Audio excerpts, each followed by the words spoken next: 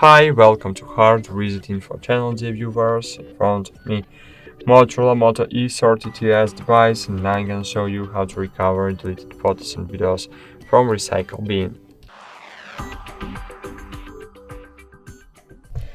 So, for example, now I will take a photo.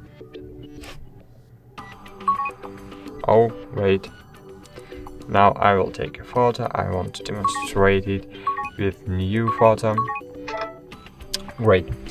Now open Photos application.